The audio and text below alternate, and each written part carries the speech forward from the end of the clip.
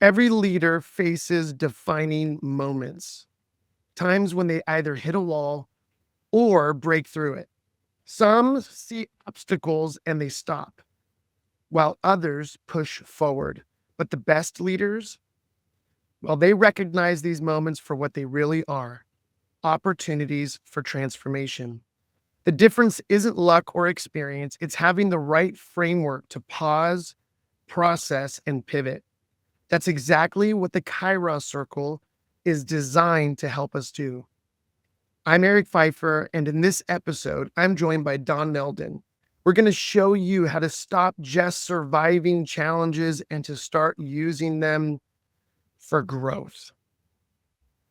Yes. So I think everybody listening can agree that leadership is really hard. And I think with the number of leaders that you and I have worked with, Eric, one of the things that makes it so difficult is simply the number of challenges and decisions that you're faced with in a day and the variety, right?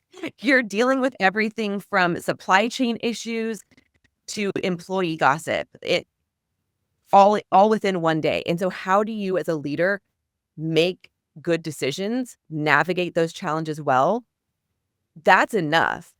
But then for us to say, oh, wait, we can actually teach you how to use those opportunities to transform your leadership.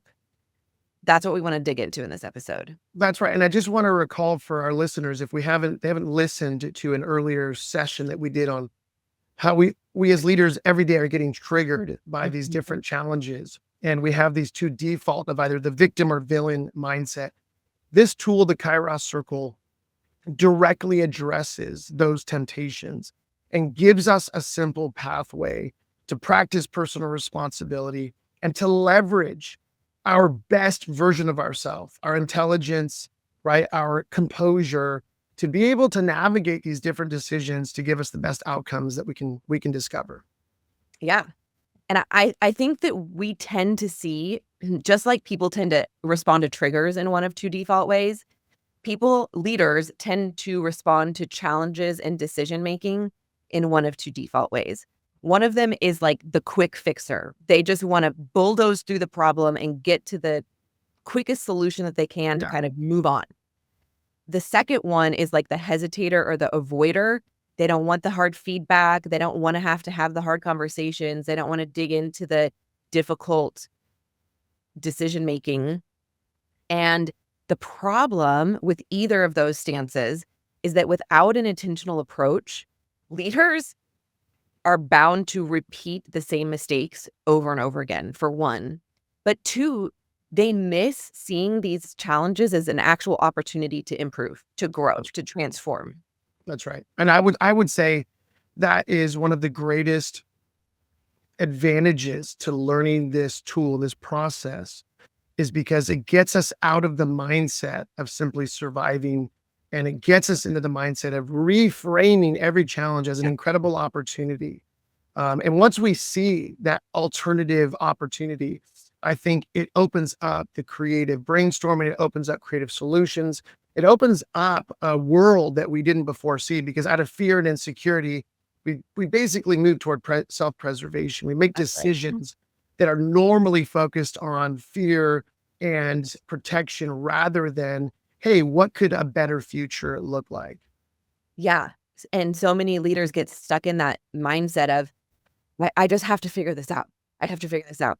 And we're going to walk you through an actual process of how you can figure it out, but do it well. So Eric, will you lead us into the Kairos circle? I love this tool. Well, I often say to people that if there was only one tool, now, mind you, I'm grateful that I don't have to only choose one tool, but if there was only one tool that I as a leader could use or coach other leaders in, it would be this tool.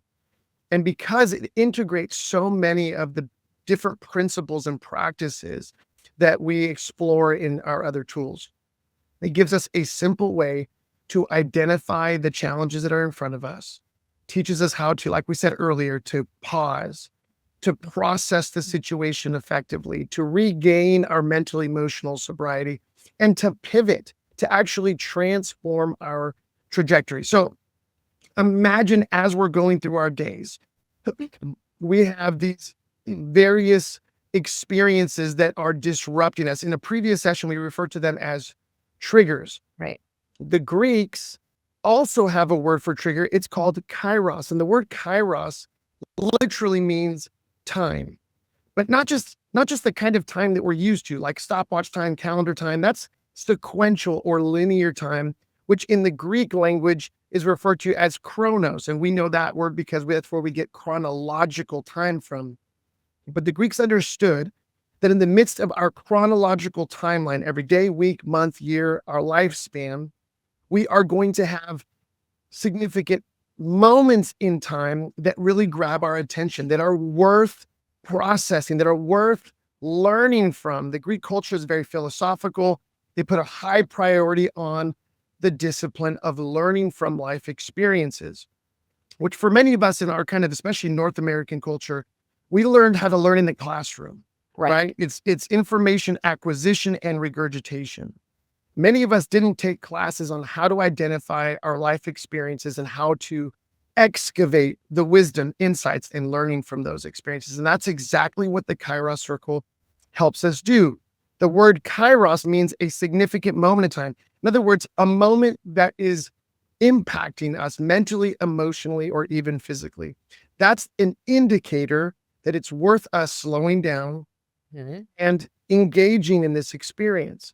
Now, we've created this Kairos circle, which is literally what it sounds like. It is a circle, and if you split that circle in half down the middle, you get two halves of the circle. The first half is all about what we've already talked about when we talked about emotional intelligence, learning to develop our awareness of ourselves and the environment around us. The second half of the circle is all about how we're going to respond to those moments. So now let's break down the first half in 3 simple steps that begin the process of excavating wisdom or insights from our Kairos moments. We have a Kairos moment. What's the first thing we do? We pause. We recognize I'm having a Kairos moment. As a matter of fact, this becomes common language with all of our clients in their environments where people say, I'm having a Kairos moment. It doesn't matter if it's big, small, positive, or negative. Every experience that in any way disrupts us is just another Kairos moment. The first step, once we identify our Kairos moment, is to simply observe what is going on. And this is where we train leaders to simply ask, what are the facts and what are the prevailing feelings that we're experiencing in this Kairos moment? Now, I tell people feelings feel subjective because they are our interpretation of an experience. That's right. But I want us to learn how to handle them as simply facts. We cannot always control our emotions, but if we don't own our emotions, they will own us. And so part of observing our Kairos experience is simply recognizing what actually is happening and what are the prevailing emotions that are coming up because of it. And that's really important at this step to recognize that we have blind spots. And sometimes we don't see all the facts. And so inviting other people to help us observe can be really, really beneficial. Once we've observed the facts and feelings, we can move on to the second step, which is interpretation. Why is this impacting me? Why is this such a big deal? What do I make of this situation? How do I understand or interpret this Kairos experience? Now, it's really important here because as human beings, our brains hate understanding gaps. In other words, if we don't understand an experience, we don't know how to make sense of it, our brains move at like lightning speed to try and make sense of that experience. And oftentimes we draw inappropriate conclusions. So it's really important for us to test our interpretations by inviting other people. I often do this with my wife. After a long day at work, I'll process a Kairos with her. And then as I'm interpreting that situation, I'll say, hey, does my interpretation sound appropriate given the facts that I've shared with you? And sometimes she'll say, yes, that sounds great. Sometimes she'll say, hey, you know what? Maybe you're overreacting. Maybe you're misunderstanding that other party. Maybe you've been in a bad mood all day and that's why you're kind of interpreting everything negatively. Either way, observe, then interpret. Once we've done that, we can move to the third step, which is discover. What am I learning? What are my takeaways from this Kairos experience? That's really, really important because too often we want to jump straight, like you said, to just reacting and to being a quick fixer. Or we can get caught up in analysis paralysis. But by moving to discover and really landing on what am I learning about myself or my Kairos experience, what are my takeaways, that pushes us to a place of, hey, you know what? I'm gaining some insights. And what do we get to do with those insights? Now we get to move to the second half of the circle. That begins with making a plan. We need a concrete, in other words, actionable plan of how we're going to respond to this Kairos experience. Maybe that plan is to apologize to my wife for losing my crap and raising my voice the night before. Maybe my plan is because I'm realizing I'm gaining weight and I need to my gym membership for the next 6 months. Whatever that plan is, it has to be actionable. Can I be accountable for that plan? The second quality of that plan, it has to be calendarized. I often tell people your calendar is like your financial budget of your time. In other words, if it's not in your calendar, it's not likely going to happen. We all say the same thing over and over. I need to do this. I got to get after that. I need to start this. If it doesn't get on our calendar, it's not likely going to happen. Once we have a plan, we move to the fifth step, which is we need partnership. Like, we are social creatures and we're not meant to do life alone. We need people in our life that are in our corner that we can share our plans with. That might be your significant other, a trusted friend, a colleague, coworker, a boss, to say, hey, I've had this Kairos experience. This is the plan I'm putting in place to respond. I'd love your partnership. And great partnership is marked by two qualities. One is support. We need partners who are going to support us, encourage us, maybe even help resource us in our venture. We also need partners who aren't afraid to hold our feet to the fire. Hey, you said you were going to do X, Y, or Z. Are you doing it? If not, why not? And what do we need to do about it? And the last step in the Kairos circle is practice, right? And so I often think of the old Nike kind of, mantra, just do it, right? We got to get on and practice our plan, put it into practice, do it, execute, right? And then not just do it, but review it. Is my plan giving me the intended return on investment? Is me re-upping at the gym actually making a difference? Or do I need to recalibrate my plan and maybe hire a trainer? Or maybe I need to hire a meal service? Or maybe I need to hire a personal chef. I know you're really interested in that with young kids, right? So we need to constantly practice our plans, but then review them to ensure that we have the right plan in place. If not, here's the good news. We can always recalibrate our plans to make sure that they're effective. Now, here's the beautiful thing.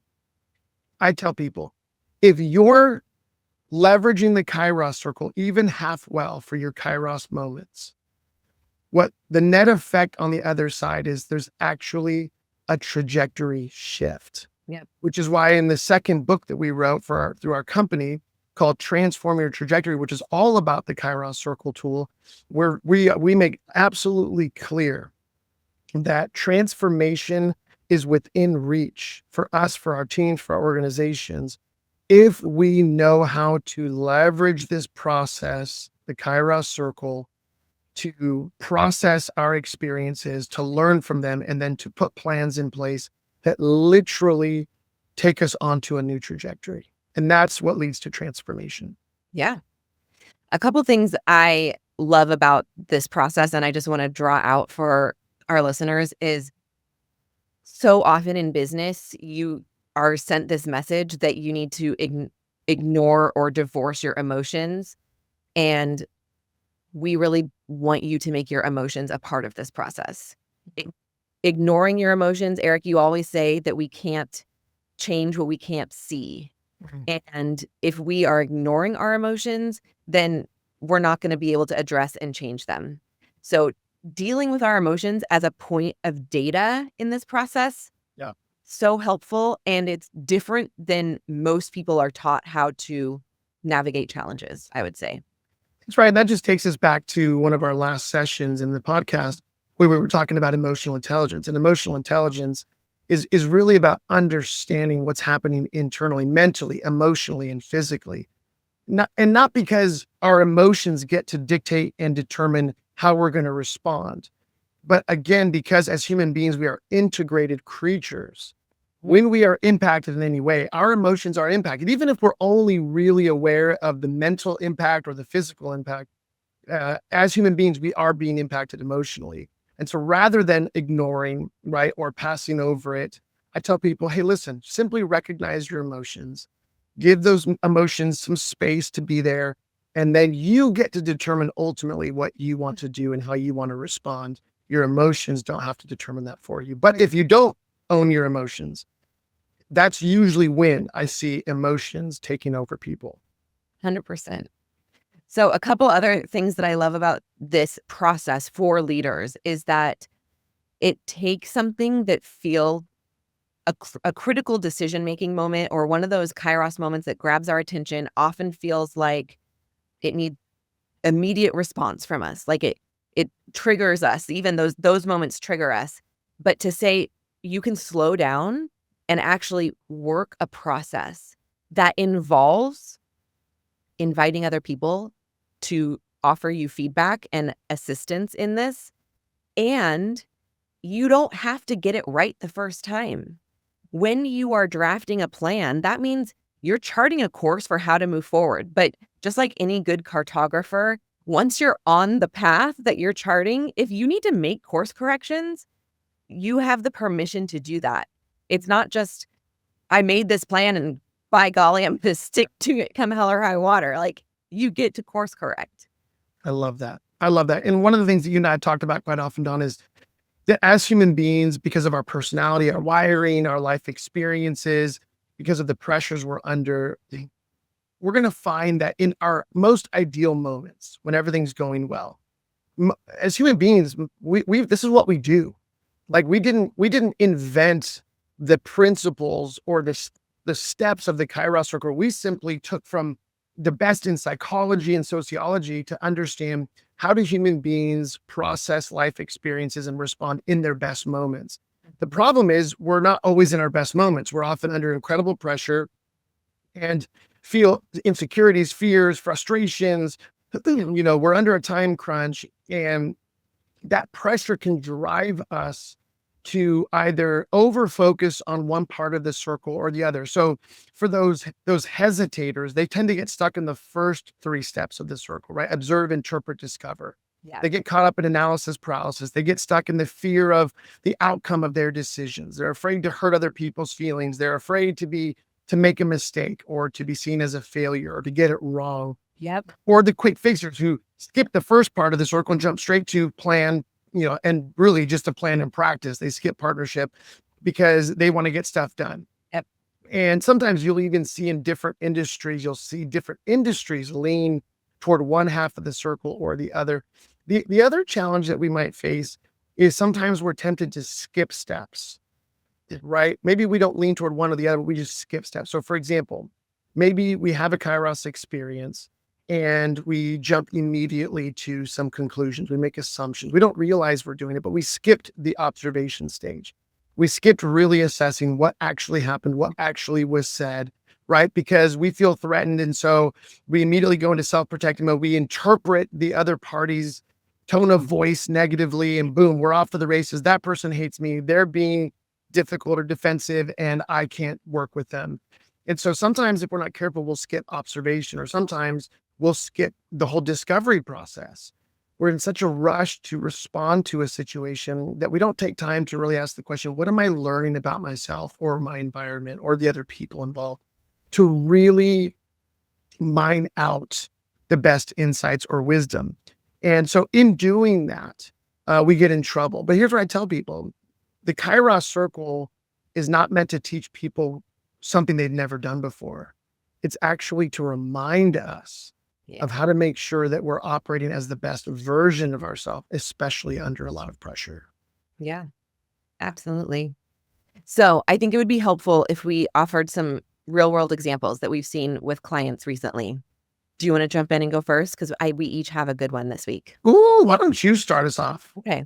So just yesterday in a client meeting, I was dealing with a director who was having issues with a client perpetually gossiping and holding grudges.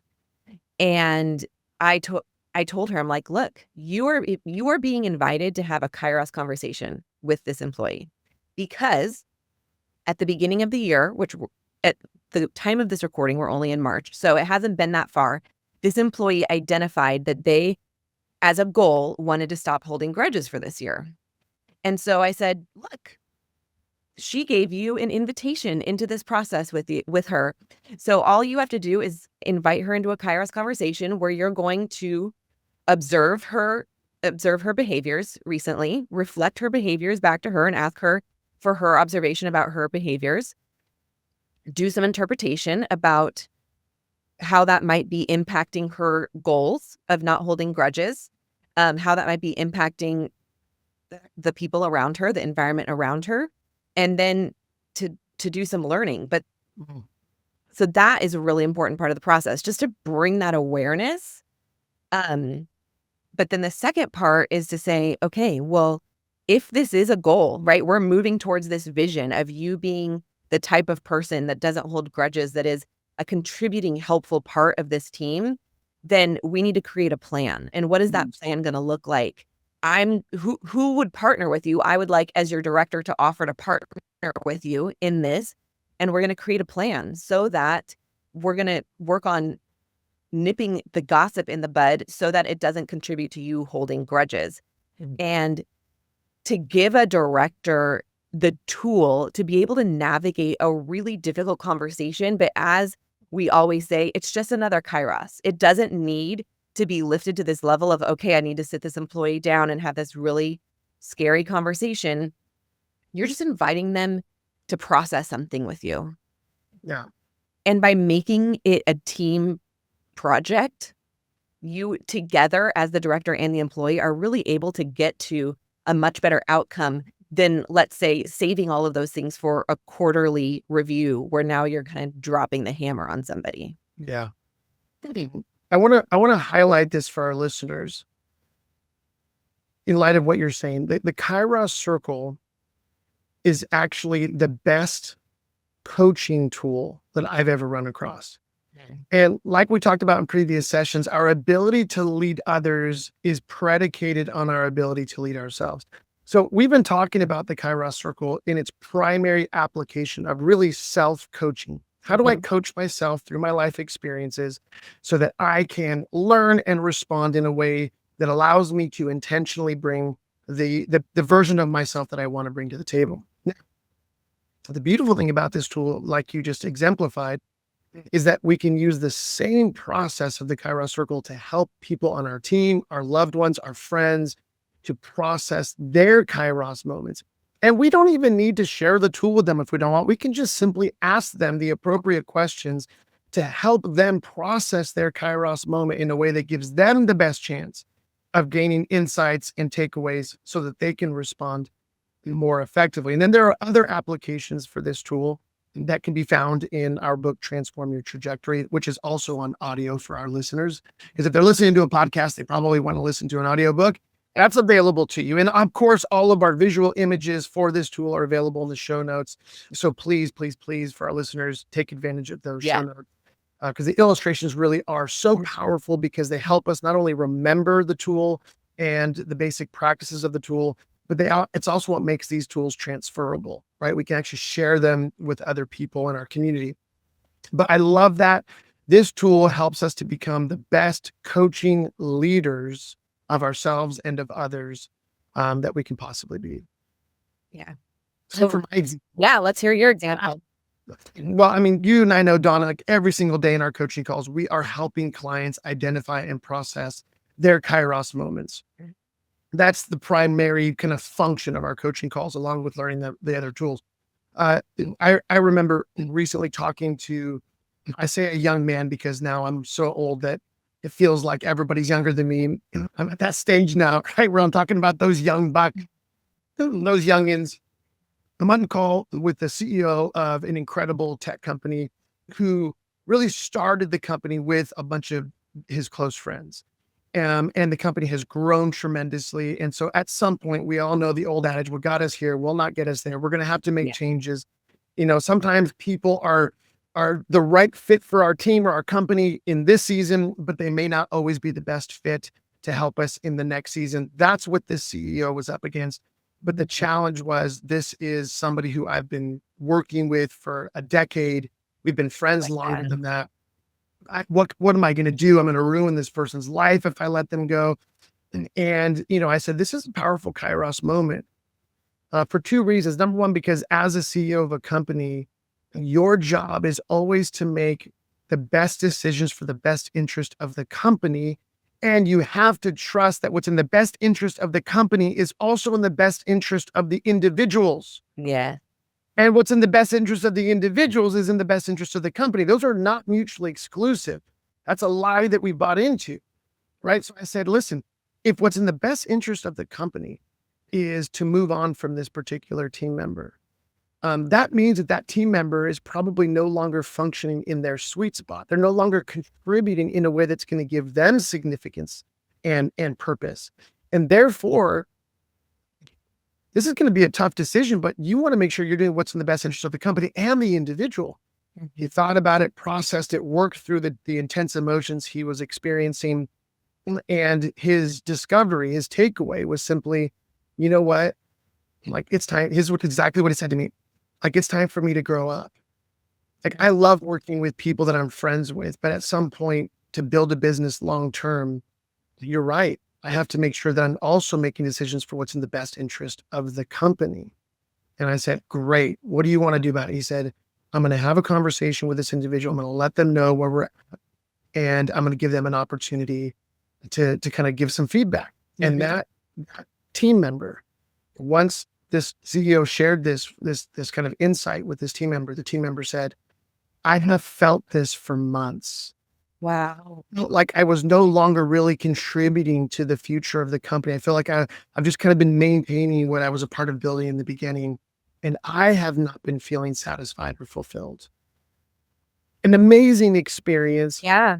They together decided on a transition plan, and it all went out so much smoother. Now, I can't guarantee the outcome of a conversation like that, but here's what I can guarantee, that when we process our Kairos moments, even half effectively, we will have renewed clarity and confidence and courage to make decisions and move in directions that may be difficult for us and for others, but that we can rest assured are in the best interest of all parties involved. Yeah. It's amazing the difference that having that clarity,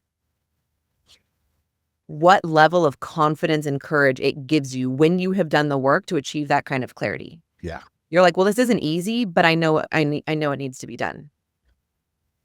Okay, so let's talk practical strategies. What are some really simple, straightforward ways that our listeners could start to practice this in their life, in their leadership? I love this.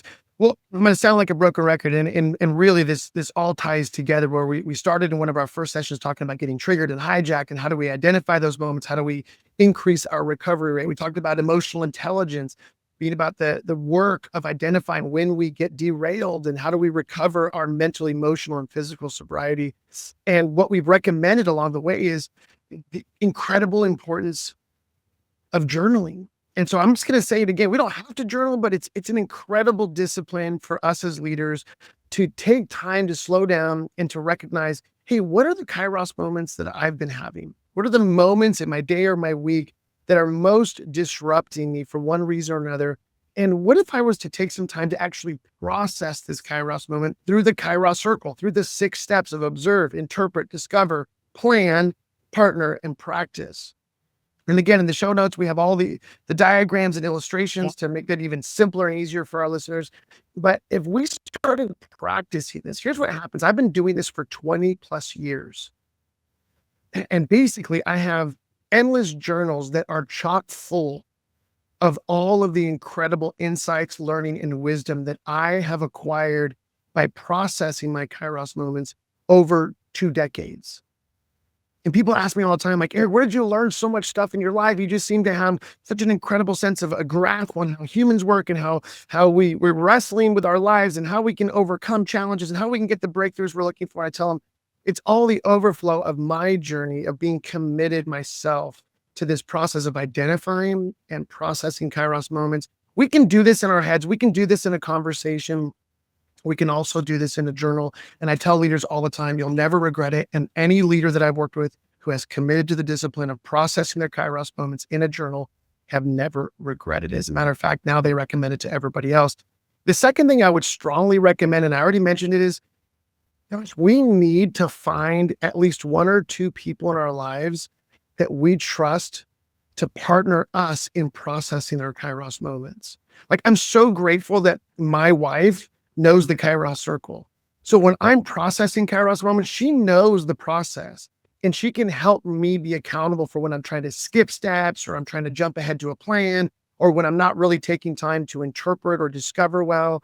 Obviously you, Dawn, our team, most of us know the Kairos circle. Even my clients at times will hold me accountable and say, Eric, I don't know, as you're talking about this Kairos, I think we're skipping a step here. I'm like, wow, thank you so much. So just having some trusted people in our life to help us process our Kairos moments goes such a long way toward helping us and transform our trajectory and to continue the journey of becoming a better version of ourselves. Absolutely. And just to reiterate the fact that, like the hair club for men, we're not just this. Was that it? Well, hold on.